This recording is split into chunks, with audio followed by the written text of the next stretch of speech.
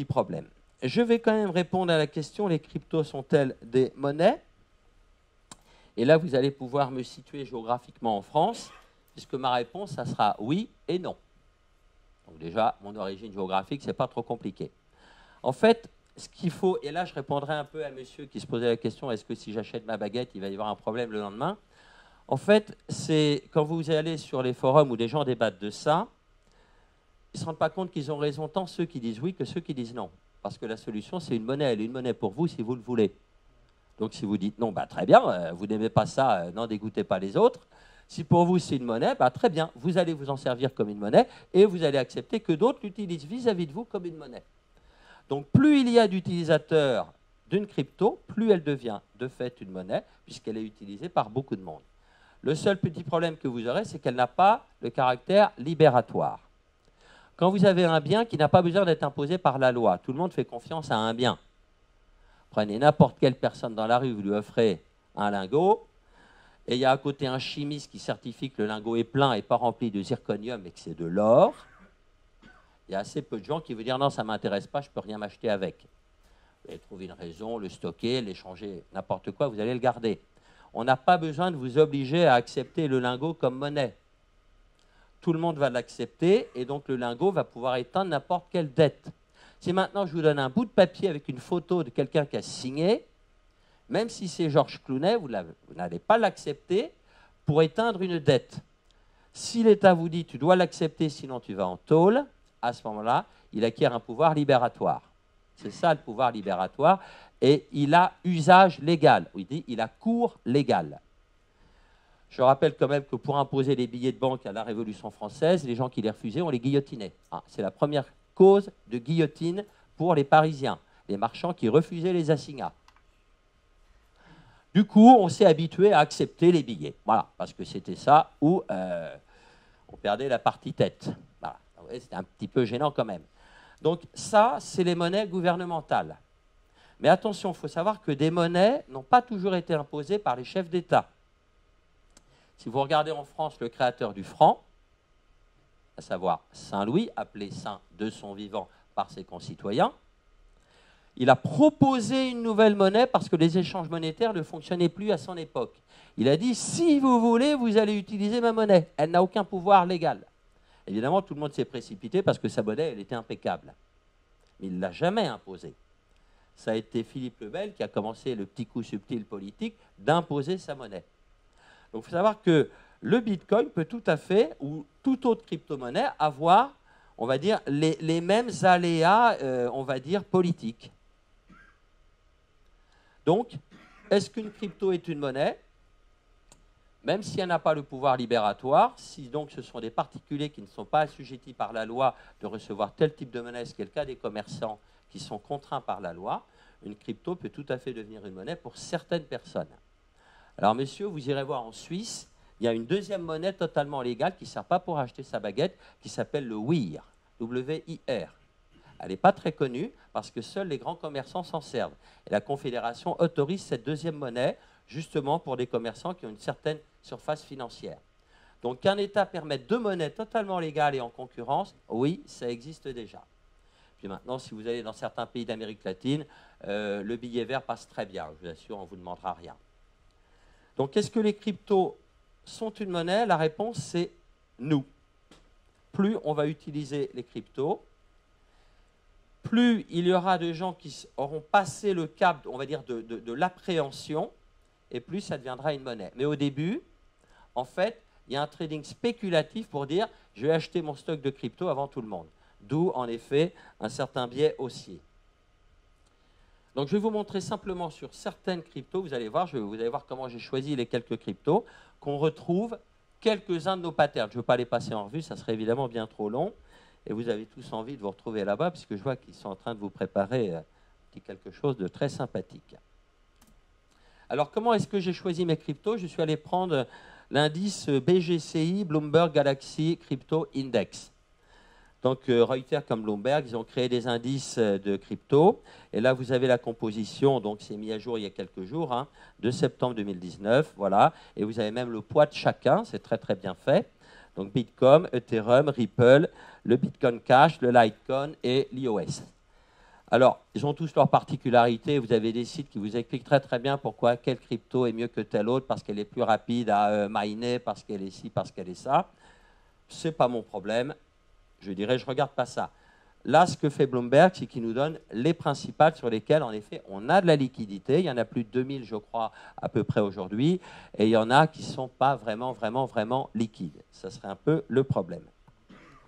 Donc maintenant, je vais me rendre sur un site qui est tout à fait neutre. Et à la FAT, on aime bien respecter une certaine neutralité. C'est un site que je pense que vous connaissez tous, ProRealTime. C'est ProRealTime qui a été créé par un ancien de la FAT en 2000-2001. Quelqu'un de très sympathique qui s'appelait Cédric Sigvald et qui était un vrai fan d'analyse technique, au point qu'il a codé ça en Java. Ça lui a pris 2 ans de sa vie. Alors, maintenant, il a quitté la France. Hein. Bon, on va prendre par exemple le Bitcoin, classique, donc évidemment en USD. Alors, si je commence à prendre un graphique en données extrêmement importantes, en hebdo, une unité de temps élevée. Quand vous voyez ça, déjà en analyse technique, est-ce que ça nous choque? Non. Ça, c'est ultra classique, c'est une start-up. Une start-up vient d'être introduite en bourse, c'est exactement ce genre de graphique. Exactement. Vous pouvez prendre des start-up introduites en bourse en 1902, en 1937, en 1954 ou en 1972 ou en 1993 comme Microsoft, vous allez avoir ce genre de graphique. Qu'est-ce qu'on fait dans ce cas-là en analyse technique? Bon, déjà, on dit c'est un peu jeune ce marché, je vais attendre que ça se stabilise peut-être. Et puis surtout, on ne va pas le regarder en échelle linéaire. On va le regarder en échelle logarithmique. Et là, évidemment, ça change totalement la donne.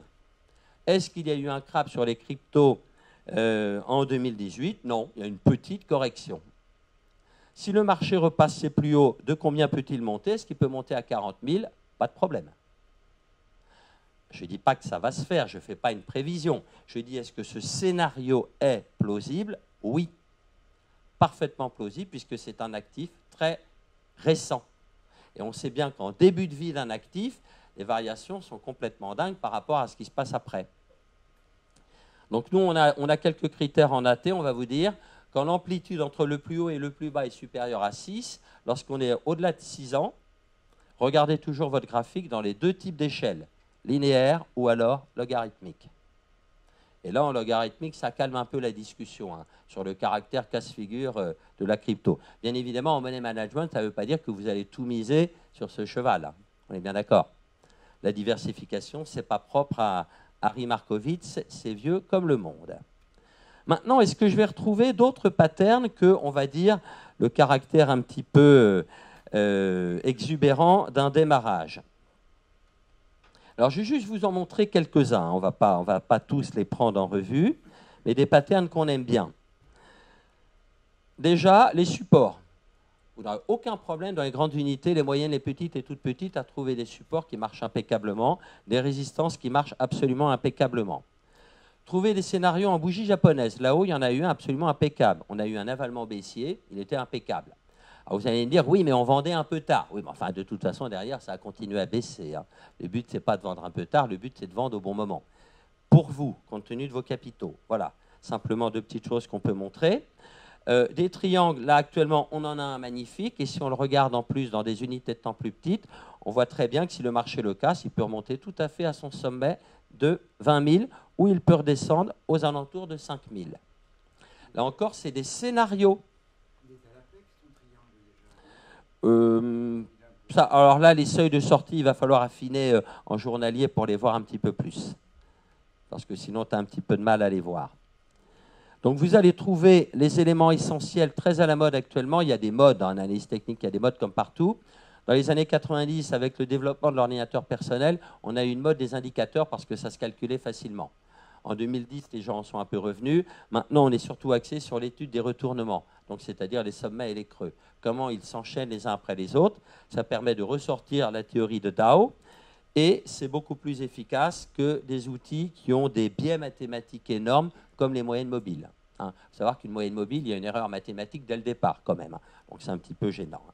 Et les bandes de Bollinger, même si Bollinger est descendant des Champagne du côté de Reims, il y a aussi des bugs mathématiques énormes. Donc actuellement, c'est vrai, il y a un regain énorme pour des outils très simples. Pattern magnifique que vous voyez quand vous vous mettez en journalier, par exemple, une inversion de polarité. Vous avez ici, sur des niveaux qui étaient des prix ronds, le marché qui bute, il repasse de l'autre côté, il va se mettre à buter en sens inverse. Là encore, ce que je vous montre là n'a pas un caractère démonstratif, c'est un caractère illustratif, c'est tout. Et c'est pour vous montrer que ces patterns, il y en a.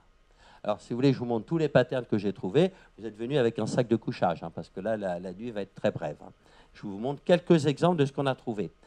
Sur le Bitcoin, c'est vrai, dès qu'on va descendre maintenant en intraday, on va en retrouver parce que c'est la plus liquide. Je vous montrerai tout à l'heure une autre où c'est un petit peu plus chaud. Si je passe en 1 heure, on a encore des jolis patterns. Mais c'est vrai, là, c'est la limite de mon triangle. C'est pour ça qu'actuellement, si on commence à casser les 2 petits sommets, là, je pense que le marché file à la hausse. En revanche, si tu casses ce support, on a un petit arrêt ici, mais après, tu te prends un gadin sur 5000 qui est un prix rond. Là, voyez-vous, en analyse technique, on regarde les prix ronds. Les prix ronds attirent les prix. C'est ça, c'est certain. Un prix rond sur l'axe des Y, ça attire le marché. Alors, pour les grands gérants, on le sait. Les grands gérants, on les appelle grands parce qu'ils gèrent des dizaines de milliards, pas parce qu'ils sont intelligents, je vous rassure tout de suite. Or, plus ils gèrent des capitaux importants, moins ils ont envie d'avoir une feuille Excel où la première ligne, c'est la ligne 12 et la dernière, la ligne 358. Comme m'a dit un jour un gérant, quand je parcours mon portefeuille, je fais 3 fois page bas et j'ai vu tout mon portefeuille. Donc les lignes sont de plus en plus importantes et donc ils aiment opérer sur des prix ronds. Plus un gérant est important, moins il aime acheter à 38,524. Il achètera à 38,2, 38,3, voire 38. Donc les prix ronds ont ce pouvoir. C'est idiot, c'est de la finance comportementale. Bien évidemment, là je franchis un tabou, je vous le dis. Il ne viendra pas vous le dire, il vous fera un emballage magnifique.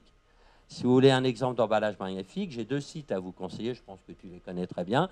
Vous allez tous les jours sur Ecorama et Sicave Online. Là, vous allez entendre des explications, c'est fabuleux.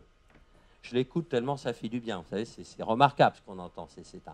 C'est un nectar intellectuel. Bon, maintenant, la réalité, chez les gérants, elle est beaucoup plus prosaïque.